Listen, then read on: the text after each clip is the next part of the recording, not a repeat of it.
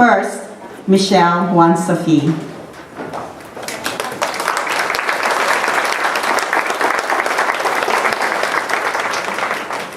Bushra Banatman.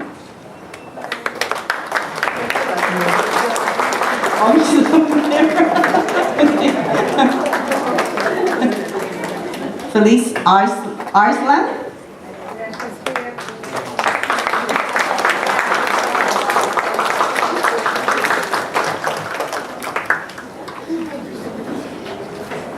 And Nigat Quadri.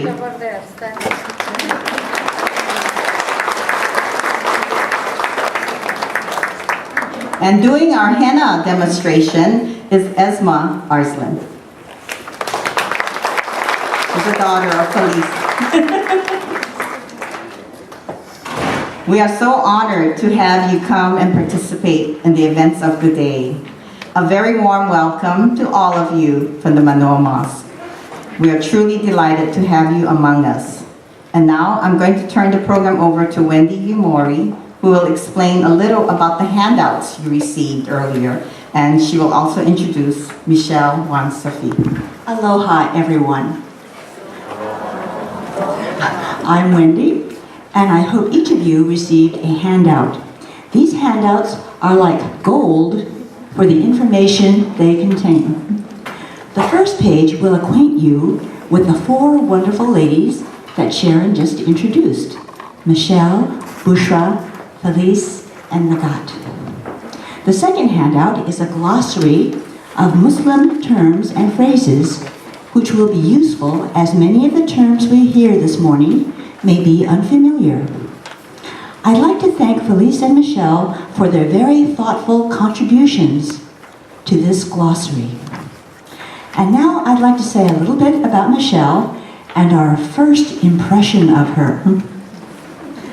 Michelle was so kind to come to our temple. Back in April, she met with our planning committee, and she described her path in becoming a Muslim and noted that even after one becomes a Muslim, one continues on the spiritual path to a deepening of faith. Then she spoke about elements of the Islamic faith that truly resonate within her. She was so articulate and so sincere, we just sat there in awe. And then we said, Michelle, you must share this with our ladies, our Buddhist Women's Association. And she agreed to do so. We are so fortunate to have Michelle speak to us this morning. Michelle?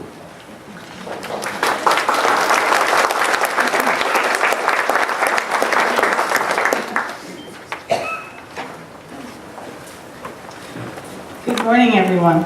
Good morning. I don't know that I can live up to Wendy's introduction, but I will try. Yeah, I think that's good. Can you all hear me? Okay. She asked that I share with you my spiritual path. Maybe I'm a bit different than most in that I was not born a Muslim.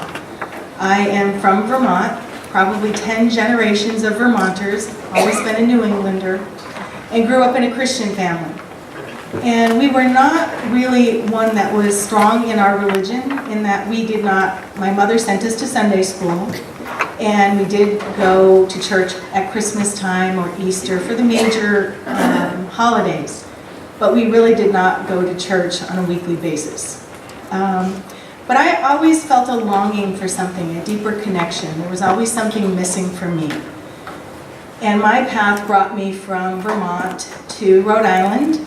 That's where I went to college. That's where I met my husband, who was from Morocco. And I had started to search prior to meeting him, but I will have to say that meeting him also introduced me to Islam in a way that I had not ever known it. And what felt comfortable for me in Islam was that there was a lot of familiarity, there was a lot of similarities between the Christians and the Muslims, but the difference being in how we view Jesus. As a Muslim, Jesus is revered as a prophet, but not the Son of God. And for me, that made much more sense, and it was much easier for me to embrace that concept. And so from there is when I started to do my research, and it resonated to my heart. It spoke to me. It was almost as if I was always supposed to have been a Muslim, but I didn't come to it until I was 25 years old.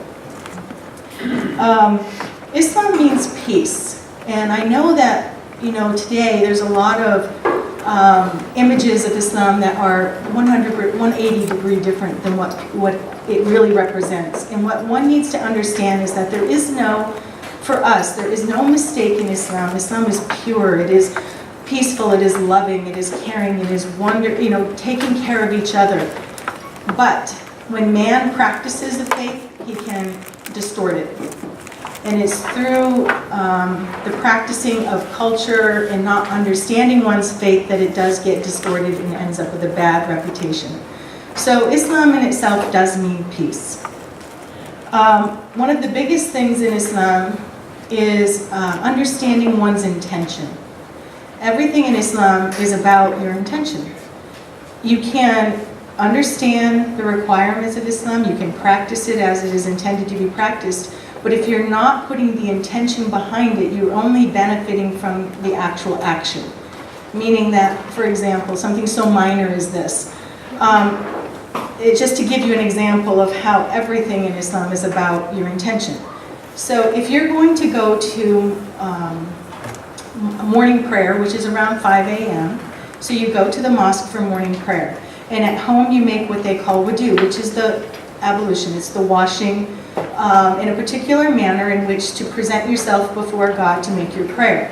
One of the things that we do is we brush our teeth. Okay. So everybody brushes their teeth in the morning, so you get the benefit, the health benefit of brushing your teeth. And you get so that you did a good deed, you get that benefit. But if you then stop before you brush your teeth and you say, I am to yourself, you make the intention that not only am I brushing my teeth because it's out of habit and it is something that is biologically good for myself, it is also proper, what the word adab in Islam means, the proper manners. Like I'm going to go and pray in line next to people. And when I turn my head to say Assalamu alaikum to end the prayer, I'm breathing on another person. So if I've thought about that before I've gone and I've brushed my teeth with the intention of going to the mosque, then I get the extra benefit of having made that intention. So the reason I bring that up is because that's such a small thing, but everything in Islam has an intention. So it's truly about being connected at every juncture in your day, every thought process that you have. It's about connecting to Allah, who is the Arabic word. Allah is the Arabic word for God. So you'll see in your glossary that it says that even Christians in Arab countries, when they are in their churches, they pray to Allah, because Allah just means God in Arabic. So truly, that is the basis of our faith, is the intention, being connected in your moment, being connected presently in the now, and understanding that every action has a consequence, whether it be good or bad, and it brings you down a path, wherever that path may lead you, but it all comes from decisions you've made with whatever intention you've put forth. There's a word in Arabic called taqwa. Taqwa is being conscious and cognizant of Allah, being aware, being truthful in your path. And that's a big focus in Islam, is your taqwa, being connected to Allah. And so when back to how I embraced Islam, it was not one where that I one day decided to be Muslim and I took what they call the Shahada. Shahada is how you become a Muslim. It is just making a statement. It is between you and Allah that says that you believe that there is only one God and that Prophet Muhammad is his prophet, right? So then that is how you become Muslim. But it wasn't like overnight, then I prayed the 5 times a day, that it's a requirement, and it's not like I wore the headscarf. This is called a hijab, right? But hijab is much more than just a headscarf, although that is what most people understand hijab to be, is the scarf that you see Muslim women wearing. But hijab covers more than that. Hijab means a protection. It's a protection between, Allah's protection for you between you and the outside world. It is a requirement that we cover, dress modestly, our face, our hands, and our feet can show. There are women that practice beyond that, you may see them wearing, the covering that's called a niqab. It covers up to their eyes. I know it can be a little bit scary if you've not been around somebody who's doing that, but truly somebody who's doing that with the right intention is doing that for more modesty, to keep them separated from, the outside influences and keep them closer to Allah. But I didn't embrace all of that all at once. That was not my path. It was over time. I learned what Islam was. Becoming Muslim is not an easy thing to do. It's not, when you're a teenager, you're not dreaming of how could I go and learn how to fast for, during Ramadan, which is 30 days, 29 or 30 days out of the year. And you're fasting from sunrise to sunset, which means no water and no food. That doesn't sound like a lot of fun, right? So that wasn't a lifelong dream. So it's not easy to be a Muslim. You have to be one that's truly connected to your Creator in order to follow some of the rules of Islam. It's not that it's difficult to understand. It just takes a lot of discipline to do that. And then wearing hijab was not an easy thing to do. That was something that took time as well. But I'm getting, I guess, a little bit ahead of the story. So when I became Muslim in my family, and I married my husband, my family was not really accepting of that. They were fearful. They had not known any other Muslims. I grew up in an environment that is very non-diverse. I grew up there were more cows than there were people in the town I grew up in. So for me to do that was very frightening, and it was at the time that Sally Field's movie, Not Without My Daughter, came out, and my mother was suddenly scared that my husband was going to take me to Morocco and kidnap me. So there was a lot to overcome there as well. So at that time, like I said, I did not wear hijab. But there was a time, and it was right after 9/11. So I was here, our path brought us here. Just kind of diversing a little bit, we talk about a path.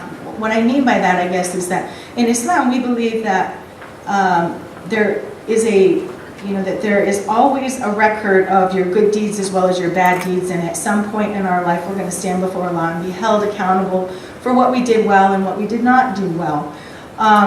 And when we talk about it being written in the book, it is, our fate is written in the book, but what is not understood, I think, is that, this is our test. We believe that our time on earth is our test from Allah. We're here to see how we're going to behave in this life, what we're going to do with the life we've been given, what kind of gratitude we have for being born. If you think about how miraculous it is that each one of us is alive, that out of that nanosecond that you were created, it's such a miracle, it's such a gift that you were given life. So what are you going to do with it?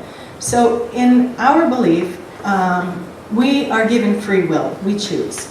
But Allah doesn't have time, so the concept of time is foreign to, He knows what it is that we've already chosen, so it's written in the book because He knows what we've chosen.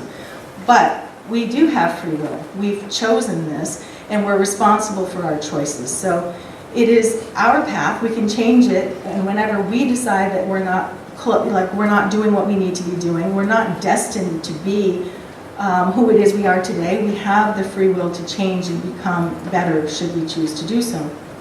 And so I believe my path brought me to Hawaii, and for several reasons. One was I met a very good friend here who had a strong influence on me, and right after 9, I had been wearing hijab but not to work. I still had fear of wearing it to work, that I would be ridiculed, and I never was one that liked to have attention brought to me. I didn't like to stand out and be different, and hijab is supposed to help protect and not make you stand out. And in a country where there are a lot of Muslims, it would do just that. You would blend in and not stand out. But in a country where there's not very many Muslims, and certainly even the Muslims that are here may not be practicing, so you don't see that many what we call hijabis.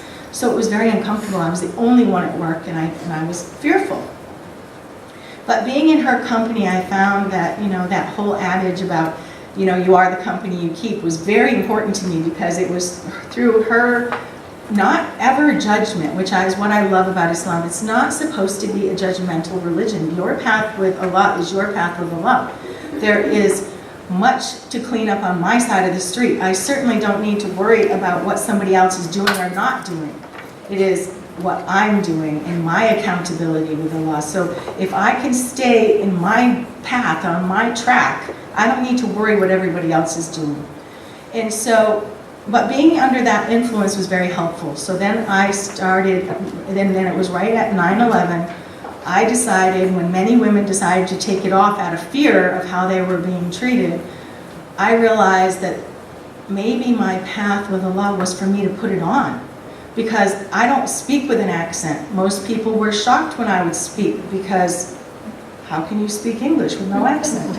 And I was educated and I was a professional, and so it went against a lot of what their beliefs were. And so I felt it was really my duty, my responsibility, that I stand up and I be a representation for my faith and to make a difference one person at a time. It's a big responsibility because, you know, you don't have, at least I don't believe I have the freedom to just react however it is that we call them nafs, which is like your spirit, however it feels like reacting. You were insulted me, I can insult you back. No, I can't, because I represent. And I know I do that when I wear this scarf on my head. I have told everybody who looks at me who I am. And now I have a greater responsibility to show you that Muslims are kind, and they can be very gentle, and that so I know that you may never interact with another Muslim your entire life. I may be the only one you ever interacted with, and if I've behaved poorly, then I have damaged the entire religion. And so I understood that. So it was a big responsibility, and I said, I can't shy away from this. I must put it on. I must find the courage to do that. And I did that with the help of Allah. I did that. But you know, what's funny is today, and everybody was staring at me. Everybody, or so I believed, right? I mean, I'd walk out and everybody's staring at me. I was very uncomfortable. And as time went on, I realized that it was the most empowering thing I had ever done. It is not oppressive to wear the hijab for me. It is empowering beyond words. I learned to not care what other people thought. I learned to understand that my behavior, my actions, my words were between me and my Creator. And if I could stand before my Creator and I could stand there with a clear conscience that I've been kind and gentle and nice with other people, then I would be okay. And so to not care about what other people thought was very empowering. And you know, today when I walk out, I don't know who stares at me. But you know, the funny part is that the same people that stared at me 20 years ago, 15 years ago, are the same people that stare at me today. I just don't see them. So they didn't change, I changed. And that, to me, was really empowering. I think I've gotten way off my cards here. I wanted to talk a little bit about gratitude and how that in Islam, gratitude is very important. One gives gratitude for everything that we have, even things that we don't perceive to be positive. If we believe that we wanted something in our life and we've asked Allah for it and we've prayed about it, and then you get something that's not what you asked for, the teachings are that we're still grateful. You're always grateful because you don't have the whole picture. You only have your own perception, your own perspective of the situation. You don't have the entire picture, the big picture. So what is being given to you, if you're grateful for it, later, oftentimes I found in my life, I look back and I can see why it wasn't given to me or why a different path was exposed to me. Something I wouldn't have had any way of knowing, but by being grateful at all times, it limits the amount of space that I have for complaining and being negative. Gratitude opens you up to be very positive and just appreciative of the fact that Allah woke me up this morning. There are people that weren't woke from their sleep. My poor children get these life lessons all the time, every morning. When I text them and I say, what are you doing today with this beautiful day that Allah has given you? He woke you for a purpose. What is your purpose today? I know. But I really believe that, though, that today is going to be gone, and I won't get it back, and it's one day less that I have on this earth to make a difference. So what am I going to do with my today? It's important. So gratitude is very, very important. some of the questions that were asked of me is what is the woman's status in Islam? Many people feel that women that wear hijab, women of Islam, are oppressed. But as I said to you earlier, it is not. It's a matter of your perception. It's a matter of your attitude, if it's your choice. If you have chosen to wear hijab, then it's a very different situation than a woman who's been forced to wear it.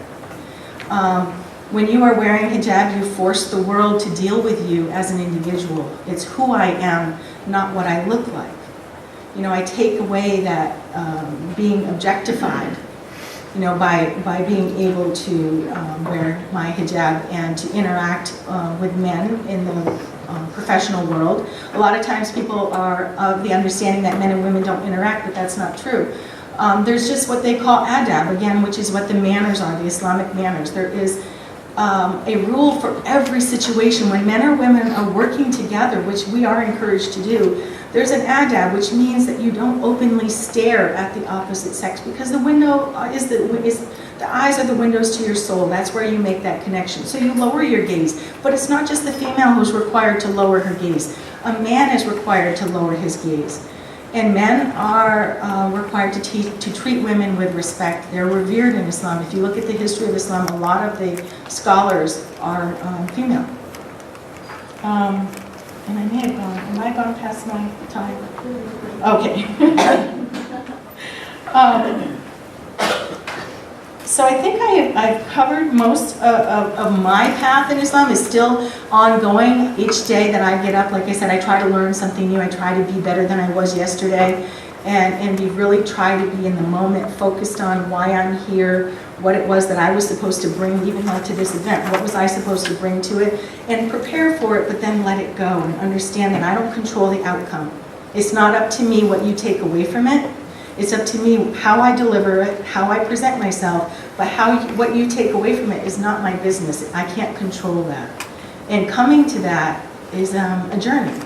You know, the other reason I believe I was brought here is, you know, in my family, I have 3 beautiful children. There are 2 are at UH and 1 is a junior in high school, and they were adopted. They're all siblings, and we adopted them when they were very young. And I believe that was my path. I believe the reason I didn't have biological children was because Allah was creating that environment for me to open my arms, my husband and I, to open our arms to 3 children that needed us at that time, that I might not have been able to do had I had my own children.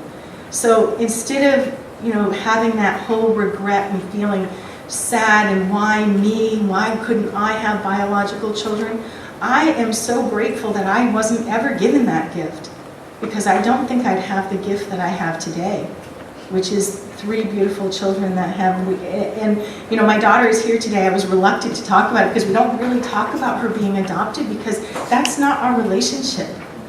She is my daughter as if I gave birth to her, as are her brothers. And I don't think that there's any greater gift that Allah could have given me than to have selected me to raise them. And so that's my path. That's how I got here. And thank you for listening to me.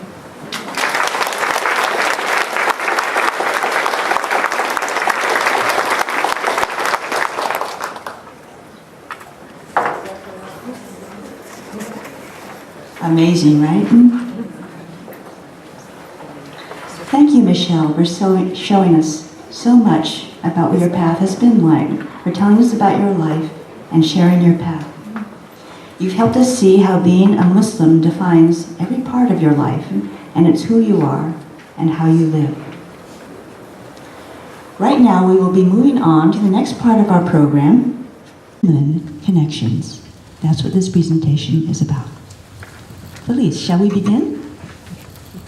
May we ask someone at the far table to turn out the lights? Okay, we're ready for our first misconception.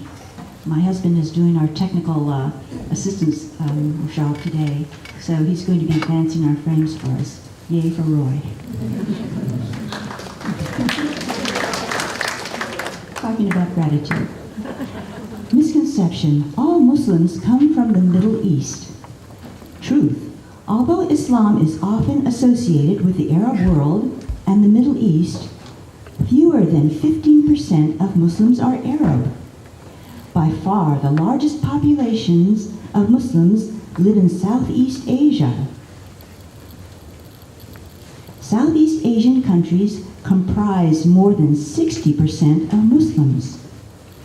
Middle East and North African countries make up only 20% of the total. 1/5 of the world's Muslims live as minorities in non-Muslim countries. Muslims are found all over the world, of every nation, color, and race.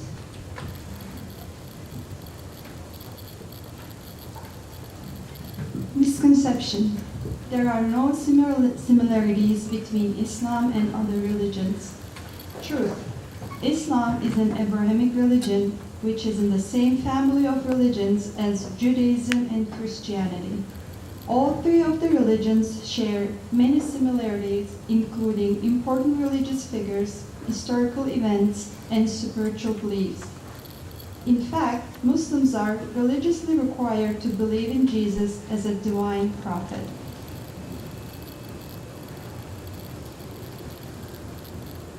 Misconception. Muslims worship a different God. Truth. A lot of people think that Allah is a specific Islamic deity, but really, it just means God in Arabic. Christian Arabs even use the word Allah when referring or praying to God. Muslims believe Allah is the same God whom Jesus, Moses, and other biblical prophets all prayed to.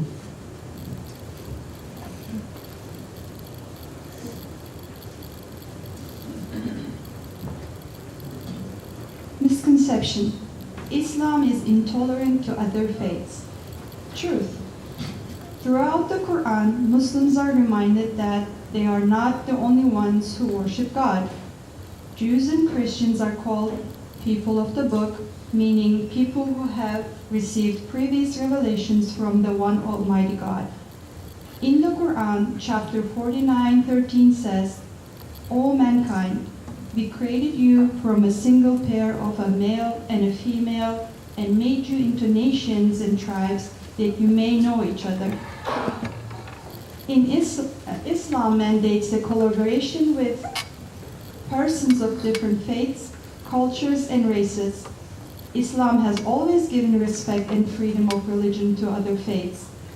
There are many historical events of Muslims' tolerance towards other faiths. Misconception. Muhammad was the founder of Islam and Muslims worship him. Truth.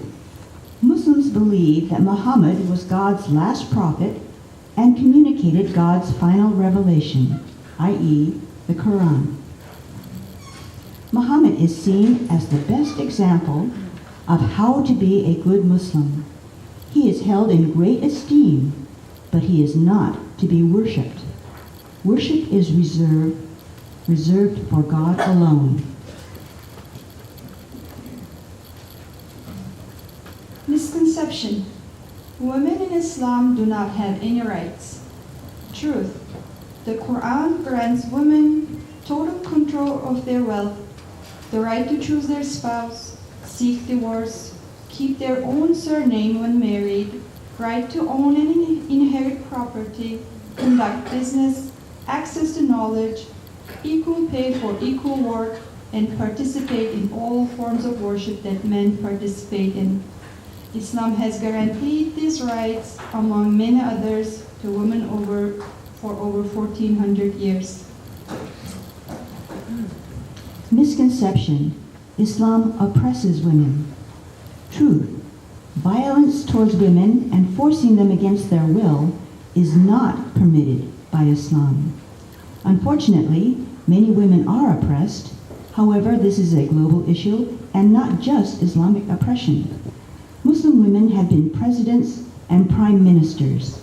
4 out of the 5 countries with the largest Muslim populations have had female heads of state.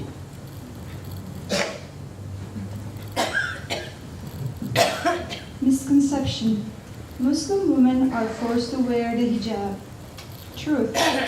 Although Islamic teachings do require women to wear the hijab attire, how a woman chooses to cover herself and to what degree is under her autonomy. Women often see wearing the hijab as empowering because they are not viewed as sexual objects, but judged by their character instead. There is nothing in wearing the hijab that restricts a Muslim woman's freedom to express her views and opinions, to own property, or to have an education and career. Now we're moving to the category about Islam and terrorism. Misconception: Islam permits terrorism.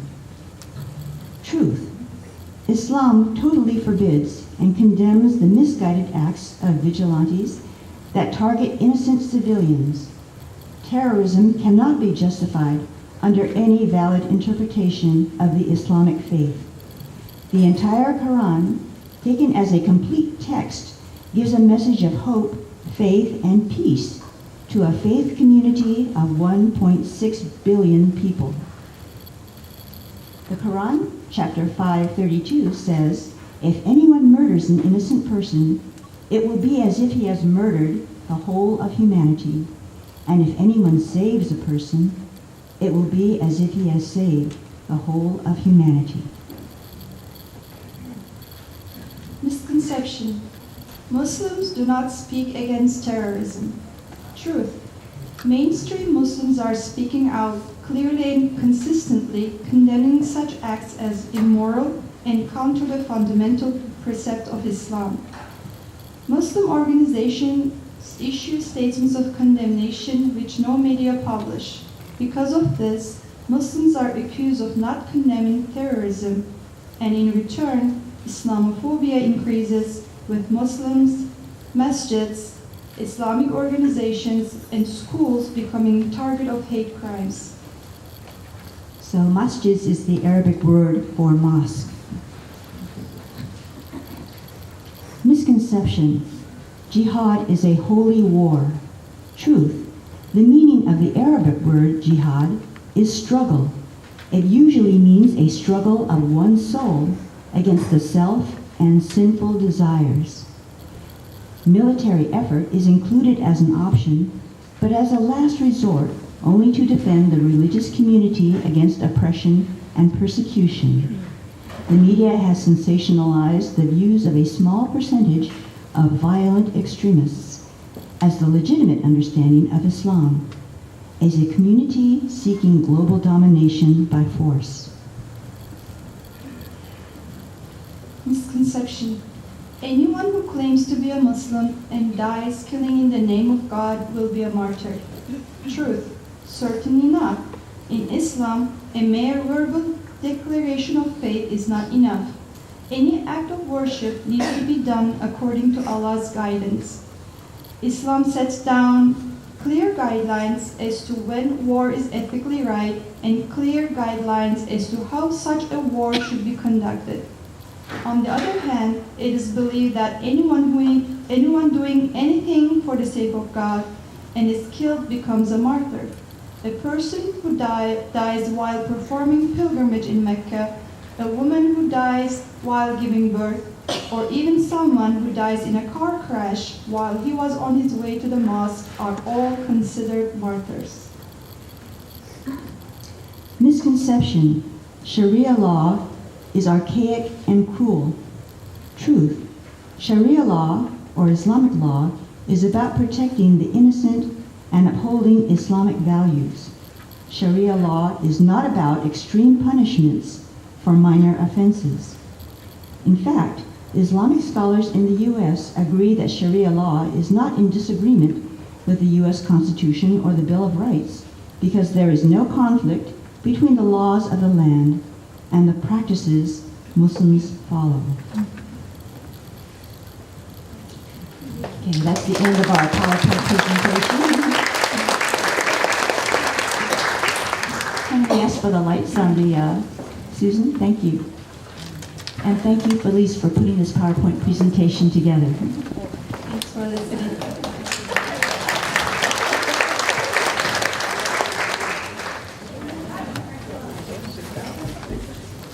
I know that was really a lot to absorb. And you're probably still processing it. When I first read through the Misconceptions, the last section really made an impression on me. It made me think of an article that appeared in a Buddhist publication last spring. This article is included in your handouts. Right after the glossary and misconceptions is a page that contains excerpts of an article written by Reverend Patricia Usuki, a Jodo Shinshu Buddhist minister at San Fernando Valley, Honganji.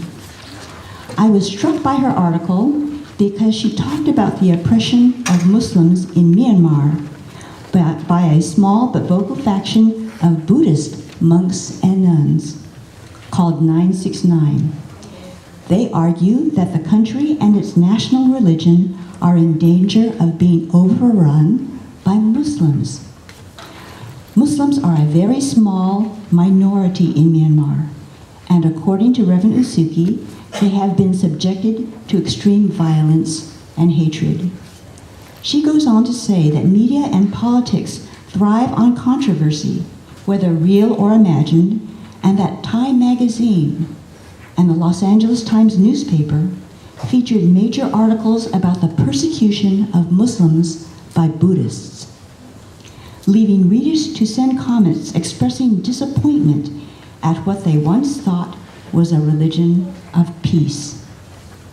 Reverend Usuki then lets us know that Buddhist leaders all over the world co-signed a letter to fellow Buddhists in Myanmar to remind them of the tenets of the Dharma and offering support to stand up to the violent movement. She made a critical point in saying American media articles did not seem interested in asking whether one small group, 969, represented the entire religion. Does this sound familiar? She says our Muslim friends here have for some time been dealing with similar bad press caused by certain groups who purport to be acting in the name of Islam, and that unless we speak up to educate and inform others of what our teaching represents, we have only ourselves to blame if we are swept up in generalizations characterized by sensational headlines. In conclusion, Reverend Usuki says that we can, as Buddhists, do something right where we are. Given our teaching and living in strength and joy, we can speak out in defense of others, not with sanctimony, but with humility and gratitude for the compassion that we have been receiving. And in this context, I extend even deeper thanks to Felice for putting this PowerPoint presentation together. And I'd also like to thank her daughter, Esma, who was featured as a panelist on the PBS Insight episode, and she spoke up to disavow vehemently using Islam to justify terroristic activity. In speaking up to say what your faith truly represents, when we see headlines, we will also see you and remember what you said. A Muslim who feels that Islam is all about peace and love, and a Buddhist who feels that Buddhism is all about compassion, can't help but feel pain when misconceptions arise and persist. So it's very heartening to see evidence that we can stand together in understanding and that others join us in doing so. In your packet, after Reverend Usuki's article, you'll find the Islamic Network's and Interfaith Allies Statement of Solidarity on anti-Muslim protests. The Islamic Network Group is based in San Jose, and they invited many religious organizations in the Northern California area to endorse this statement of solidarity. The second to endorse was the Buddhist Churches of America, our sister organization whose headquarters is in San Francisco. Because these kinds of statements and endorsements don't make headlines, many folks don't know that there are those of us who stand together in affirming the common values of openness, tolerance, understanding, and pluralism. In effect, this statement is saying You have more friends than you know. With that, let's move on to the next segment of our program, which is the panel discussion. I know you are just dying to hear what our Muslim speakers have to say. So may I invite our 4 panelists to come to the front table. Don't they look wonderful up here?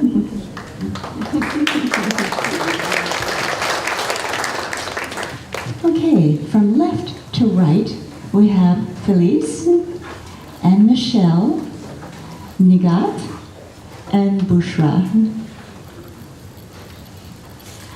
Well, we've talked about many things already, and I'd like to start in an open-ended way.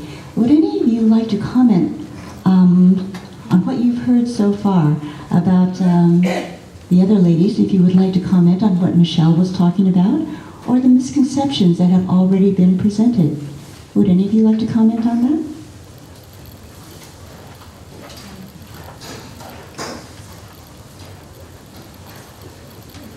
I think they totally presented the idea like spot on. I don't think that I want to kind of like. I think they presented it beautifully. But if you have any questions or you want to ask like some personal experiences, I think that would be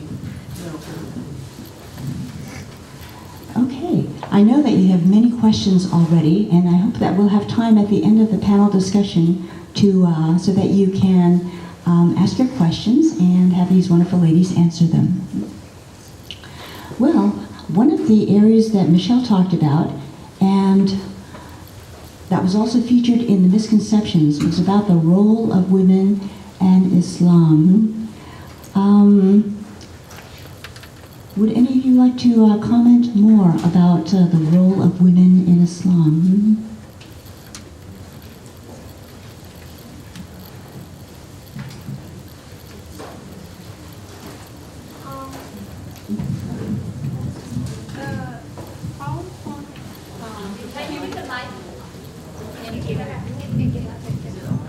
Oh, there you go.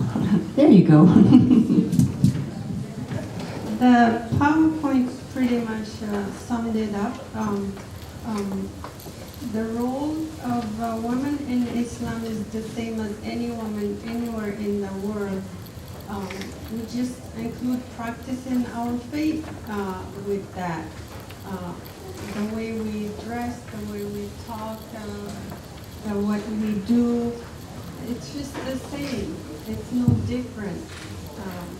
We just have to remember what we're supposed to do and stay on the path. There are no restrictions. If we wish to work, we can work. If we wish to study, we can study. If we wish to stay home and raise our kids, we can do that. It's not any different. We get together and we try to come up with things to do, volunteer, do good deeds and such. There are leaders in all the areas. In politics back home, there are women doing things here. Anyone who wants to participate in anything can. It just sounds harsh when it says that Islam oppresses women. It doesn't. We are free. We can do whatever we like to do within our religious boundaries. Mm-hmm. Okay. Thank you, Bushra. Anyone else like to comment? I just wanted to say that in Islam, there is equality between men and women, but there is not the same, meaning women are not the same as men, but we're on equal footing. A woman's responsibilities and what she takes care of is as equally important as that of a man, but they're different. We don't strive for being the same as a man. We understand that there is differences between us. But a woman's role in the family is so much more important than what you would see from the outside. She is the strength and the heart of that family.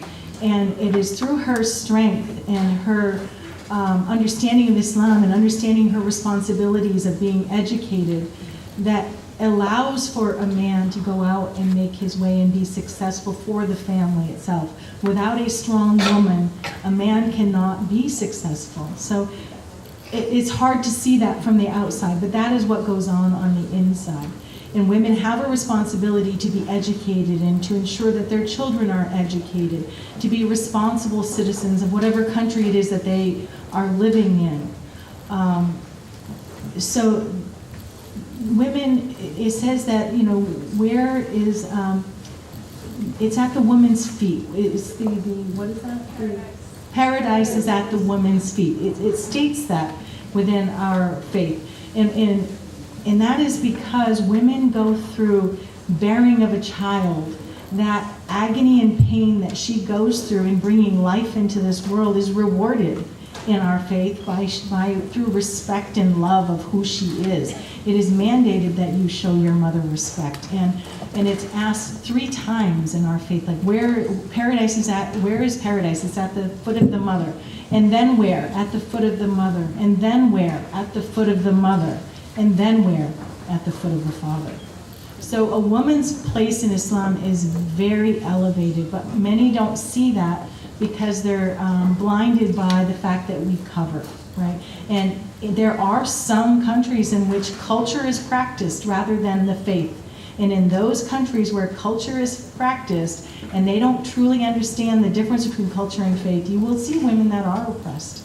But that is not the faith, that is the culture. Thank you, Michelle. Thank you, Bushra. Can I add a little bit to that? I think you guys almost covered everything. I would give a personal perspective on that.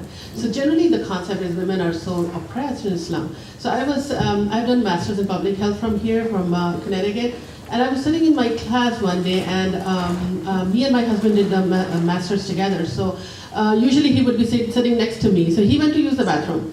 And a couple of other students came up to me and they were like, "Oh, are you okay? Is everything fine with you?" And they kind of like were implying like I'm so oppressed. Well, I didn't used to talk so much because I just moved to America. I was kind of like, a little bit shy, I would say. And I was like, so what happened? Why you guys are so, And it's just like, and if, think about it. If I'm oppressed, he would bring me to the class with me, sit here, like do a master's program. No. So it's such a misconception that women are not allowed to get educated or all those things. It's just not true. And women can go out, get educated. They become doctors, engineers, and teachers, and whatnot. And the ones who choose to stay home, they also are doing a fabulous job of raising future generation of citizens who are, great citizens and great Muslims. So I think whether you go out or you stay home, as a woman, you have a lot of responsibility. And as Sister Nyama just said, that we are also considered like there's so much respect that is given to a mother that we enjoy both the areas. So. Thank you, Nigat. One of the interesting and fascinating things about the Manoa Mosque is that so many different nationalities are represented. Michelle, are there about 50 different nationalities? Probably approximately that. One of the things that, this is when I said to you that oftentimes you don't know your own blessing, and that there is only one masjid, one mosque in all of Hawaii. And in all other communities, if you go onto the mainland, there are multiple mosques. And what happens with that is segregation and separation. And so there was a time when we wanted more than one mosque, but you can see the benefit of having one. We all come together, as you said, about 50 countries are all represented, and we all have to unite as one. So you're not allowed to naturally, separate and go to the cultural area that you're more comfortable with. We all must learn how to get along with one another and to practice our faith. And this is where we're blessed in that we're actually more inclined to practice the faith rather than the culture, because you only have one mosque in which to do that. That was my next question, actually. I noticed that when we visited your mosque, that you call each other sisters. Is that a common practice in most mosques? Yes. Yeah, generally that's what we just out of respect, or we call each other like sisters or brothers. We don't just take names. It's just a matter of like respecting each other, I guess. Mm-hmm. It's as if you have a faith ohana. Yes. That's how it feels. Yes. That's what it feels like to me. Yes. Which brings me to my next question. I think, Michelle, it was your husband who said, if you are a Muslim, the best place to live is in Hawaii. Can you elaborate on that? Or any of you ladies, please elaborate on that. Yeah, actually my husband did say that, and it's true, because this is a melting pot. There are so many different cultures represented here in Hawaii, and they're very understanding and very giving and very accepting.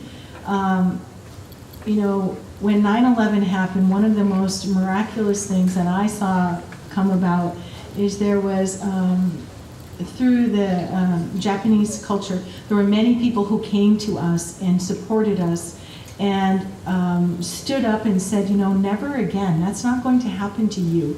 It happened to our people, and we're not going to let it happen again. It gives me chicken skin to think that that's what happened here. When the people on the mainland experienced something that was a 180 difference, they're ostracized and separated and ridiculed. Here we were embraced and empowered, and people came to our rescue and said, you know, we're going to help you because we don't believe what they're saying is true. So, yeah, being a Muslim in Hawaii, I think, is the best place to be a Muslim. And I'm sure all of you can agree with us, all our Muslim ladies, that you're very grateful to be in Hawaii, and this leads into my next area. Michelle, you spoke about gratitude and how important it is to view each day with gratitude. Gratitude is a key concept for Buddhists as well. I believe that there's a very human connection that I feel we're very fortunate in making today. As I was doing my reading on the internet about Islam, the word compassion kept coming up again and again. And again, this is a key concept in Buddhism. We say we're a religion of compassion. Can you expand on that from a Muslim perspective? You know, in Islam, if there is somebody that has harmed you, you have certain rights. However, it always says that the best of us can elevate that to a level of forgiveness and compassion for one another. There's also the whole concept of, you know, you don't know somebody's intention. So it's about not making judgments. It's about not taking things personally, not making assumptions that you have all of the facts. So there's this requirement that we try to cover for one another. Instead of exposing somebody for their faults or their mistakes and ridiculing them, we're supposed to help to cover for them, to help them to move beyond those mistakes. And so I think, you know, in Islam, when you spoke about, I think it was on the Misconceptions even, it speaks about how that if you have saved one person, it's as if you've saved all of humanity. It's about being kind and thoughtful, compassionate, and forgiving one another. It's very important in our faith. Okay, thank you. As I said, I know some of you are dying to ask questions of our Muslim speakers. At this time, do any of you have questions that you would like to ask Bushra, Nigat, Michelle, or Felice? Mary Matsuda, of course. Please stand, Mary. I know very little about Islam, but I've been trying to read a little bit just to understand different cultures, different religions. And one of the things that struck me was that you did talk about compassion. And in the misconceptions that you have shared with us, there's nothing about punishment, or you did mention judgment, but there's nothing about punishment or anything that God would deem as not good. However, there is mention of the fact that there is a heaven and a hell, but as best as I can tell, Allah will eventually take those who are in hell up to heaven as well. And that to me, if I'm understanding it correctly, and correct me if I'm wrong, but that to me is consistent with Jodo Shinshu in that we don't, Shinan, well, Amida's compassion forgives all of us, no matter what wrongs we've done, and there is no hell to speak of. So am I correct in saying that there's a similarity in your religion as well?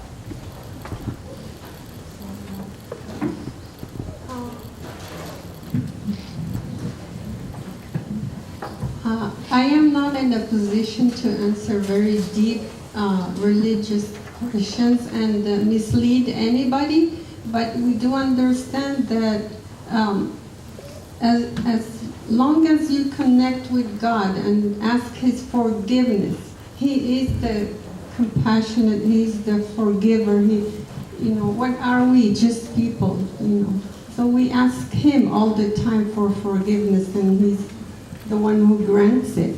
If we want Jannah, all we gotta do is ask Him. And as Muslims, we have things that we have to follow to get there. So we do that, like we have to pray, we have to fast, and somebody becomes Muslim is known to be forgiven as soon as he makes or she makes her shahada. But again, it's always between the person and God. I think what you just asked was the basic concept is the same, I would say, more or less. What is being taught in Islam and what is being what is being taught in Buddhism. I think the concept is more or less the same.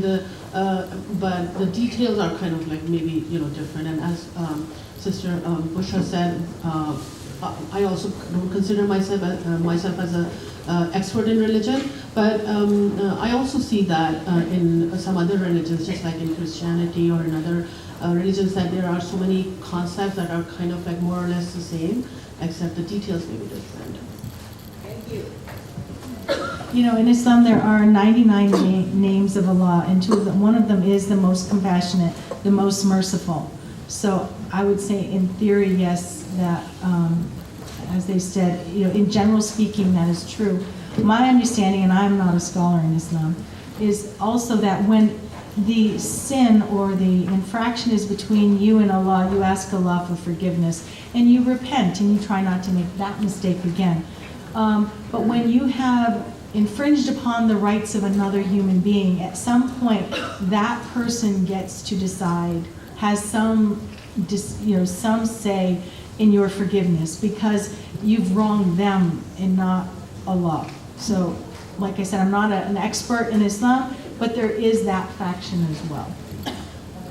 Okay, thank you. Do we have any other questions from the audience? Fujiko, of course. It's not a big question.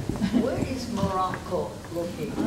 Morocco is in North Africa, right below Spain. Right below Spain. Reverend Nishiyama. We have, every Sunday in America we have a Sunday service. I know Muslim, you do worship. Every Sunday, can you tell me how you do service? Sure. Yeah. Okay. In Islam, the holy day is Friday. So how we do that here, and maybe the ladies can speak about, back in their countries if it's different.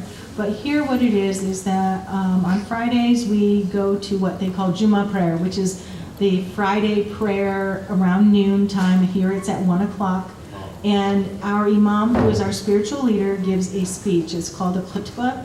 And he gives a speech that is to help us to learn something or to inspire us, uplift us, something to help us in our daily activities. And so that lasts for maybe 45 minutes, and then we disperse. So it's not, actually I should say, normally our Friday or our afternoon prayer, which is called Doher prayer, is usually 4 parts. Okay. And when we do Jummah prayer, which is on Fridays, 2 of those parts are covered by the imam's speech, and then after he's done speaking, we stand up and we participate in 2 more parts of that prayer. But I would like to add to that, and actually Muslims, there are like 5 mandatory prayers each day, and then women are preferably they can pray at home and then goes to the mosque. But the special prayer is on Friday, as Sister Naima just said, and it is the same all over the world in the Muslim countries. That's how it is practiced. The Jummah prayer, the afternoon prayer, Dhuhr, is the one that is the special prayer of the week. Okay, thank you. You know, with 5 daily prayers, and that's one of the pillars of Islam, right? The 5 daily prayers. You can't help but make this connection that God or Allah suffuses your whole day. yes, yes. Well, because Islam is a way of life. It's not just something that we practice while going to the masjid, and that's why the intention is so important. It is who you become. That is who you are from the time you get up and you make your morning prayer, like at 5 a.m. Right around now, it's about 5:10, depending on the length of the day, and as the days get shorter, then our prayer times move. But you're right. From the time we wake up until the time we go to bed at night, we are to be thinking of Allah, how we, practice our faith, how we become better people, and so it is a part of our daily life. I see we have someone with their hand up. What is the Islamic view on same-sex marriage?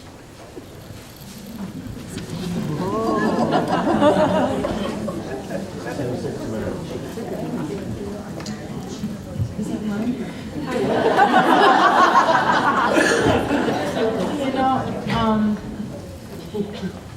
In Islam, we do not recognize same-sex marriage. Marriage is about procreation and populating the earth, and that's impossible to do with a same-sex marriage. I can't get into depth of where it's written. I'm not a scholar in Islam. I will tell you, it is not one, though, that is recognized or promoted for those reasons. Let's see. Yes. Please. Yes. Hi. I'm just wondering how you educate your children on Islam. Because you're talking about prayer 5 times a day and on Friday night, but what about the children? How do they have something for them?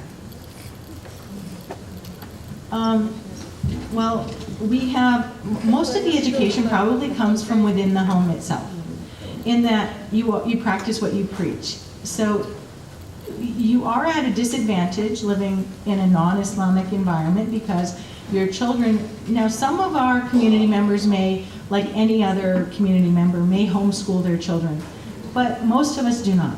There are some that do, but most of us do not. So you will have children that go to the public schools. You'll have some Muslim children that are going to private schools. So most of their day, if they're in a school setting, is interacting with non-Muslims. So if you want your children to have an Islamic teaching and certain values and understanding, then you must teach it at home. You must practice it at home. They are learning from you. They do what you do.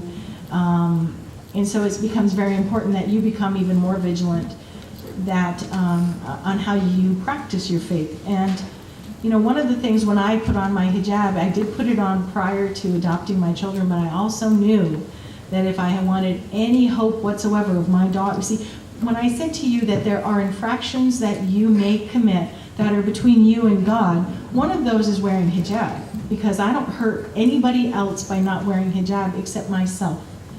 But when I have children and I have a daughter, and I want my daughter to wear hijab because I know that it's my responsibility to teach her that, I can't teach her that if I don't do it.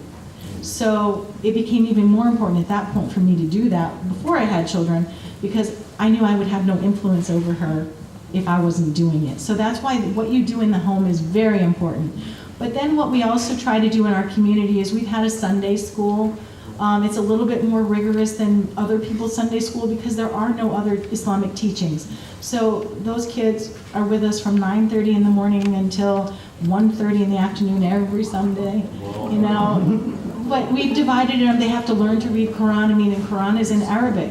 So having to learn how to, you know, most of them aren't coming from an Arabic background. So learning the letters and the language and, you know, learning from right to left and is complicated. So we teach them how to read Quran, and then we teach them how to memorize in Arabic.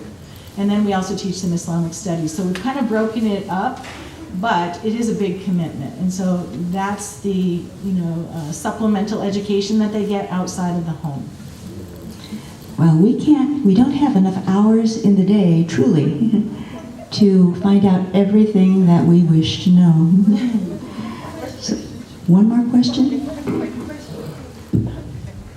Lillian in front of me said that she has seen a Don Quixote foodstuffs that were labeled halal or permissible by Islamic law. And this is at Don Quixote. What constitutes halal foods, and do you have restrictions, and is it something like kosher foods? Very similar. There are certain foods that we are not allowed to eat, and you know, pig is one of the animals that we're not allowed to eat. But there are other animals with claws, and there's a list of hooves. No, not hooves, because we eat cows. Okay, I think you can eat hooves. We don't, but I think you can. But there are certain foods you cannot eat. And so of the ones that you can eat, though, there has to be a humane way in which that animal is sacrificed. And so, for example, we eat beef, but when it says halal, what it means is very similar to kosher in that it has been sacrificed in an Islamic way, humanely, and has had the name of Allah mentioned when sacrificing that animal. So we're not allowed to electrocute the animal, allow the animal to sit in its own blood, and to harm the meat, to harm the animal in any way. There's supposed to be respect for everything that Allah gave life to. And one of those things that He gave life to is the animals that we consume. So there's a way in which that animal has to be sacrificed so that it is not being tortured. And then the blood is drained from the animal so that we're not consuming that blood. And then the name of Allah is mentioned on the animal. So it's very similar to kosher. Okay, thank you. I'd like to thank our ladies from the Manoa Mosque for sharing so much of the spiritual path in being a Muslim. In coming here today, we really think that you have made a heart-to-heart connection with us. So truly, we thank you.